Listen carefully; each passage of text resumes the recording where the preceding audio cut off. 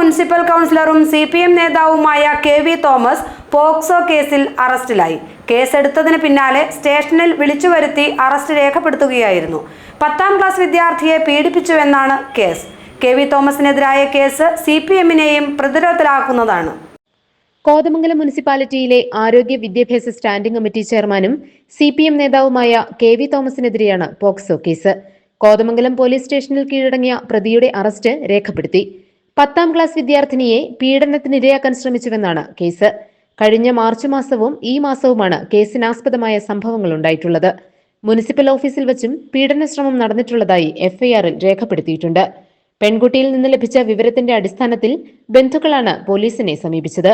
Kothamangalam police കുട്ടിയുടെ മൊഴിയെടുത്ത ശേഷമാണ് case register ചെയ്തത്. പോലീസ് ഇൻസ്പെക്ടർ PT ബിജോയുടെ നേതൃത്വത്തിലാണ് നടപടിയെടുത്തത്.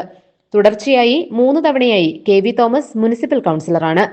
CPM-ന്റെ ബ്രാഞ്ച് സെക്രട്ടറിയും ലോക്കൽ കമ്മിറ്റി അംഗവുമാണ്. മുമ്പ് ബന്ധുവായ യുവതിയെ പീഡിപ്പിച്ചുവെന്ന കേസിലും ഇയാൾ പ്രതിയായിട്ടുണ്ട്. വീണ്ടും ഒരു പീഡന കേസിൽ കൂടി KV തോമസ് പ്രതിയായത് CPM-നെ പ്രതിരോധത്തിലാക്കും. പാർട്ടിയുടെ സംരക്ഷണം ഉണ്ടാകില്ലെന്ന് നേതാക്കൾ തോമസിനെ ധരിപ്പിച്ചതായാണ് അറിയുന്നത്. തോമസിന്റെ രാജി ആവശ്യപ്പെട്ട് സമരരംഗത്തിറങ്ങുമെന്ന് കോൺഗ്രസ് നേതാക്കൾ വ്യക്തമാക്കി. അതേസമയം KV തോമസിനെ പാർട്ടിയുടെ പ്രാഥമിക അംഗത്വത്തിൽ നിന്ന് പുറത്താക്കിയതായി ഏരിയ സെക്രട്ടറി KA ജോയി അറിയിച്ചു. മുനിസിപ്പൽ കൗൺസിൽ സ്ഥാനം രാജിവെക്കാനും നിർദ്ദേശം നൽകിയിട്ടുണ്ട്. GTV news, Kothamangalam.